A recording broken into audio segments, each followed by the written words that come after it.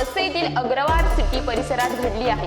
Mayank jewellers या jewellers दुकानावर बंदुकीचा धाक दाखवत मालकाला मारहाण करून 40 लाख रुपये किमतीचे सोने लंपास केले आहे। या प्रकरणी माणिकपूर पोलीस ठाण्यात गुन्हा दाखल करण्यात आला आहे।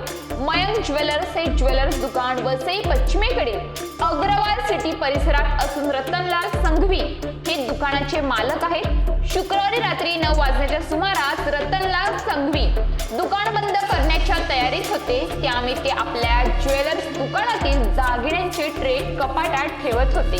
याच दरम्यान हेल्मेट घातलेला व मास्क लावलेला असे 2 दरोडेखोर अचानक त्यांच्या ज्वेलर्स दुकानात शिरले।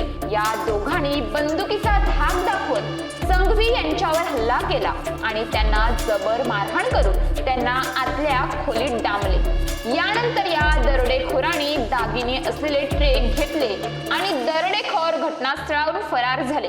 दरोडेखोरांनी केलेल्या मारहाणीत ज्वेलर्स मालक रतनलाल संघवी जखमी झाले आहेत। दरोड्याची ही संपूर्ण घटना सीसीटीव्ही कॅमेऱ्यात कैद झाली आहे।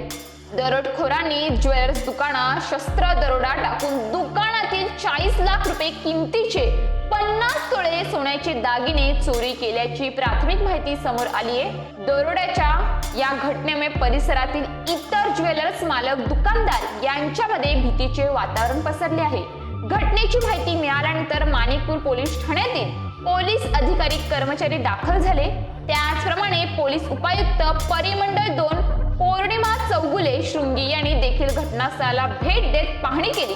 घटनास्थळाचा पंचनामा करण्यात आला असून या प्रकरणी माणिकपूर पोलीस ठाण्यात गुन्हा दाखल करण्यात आला आहे।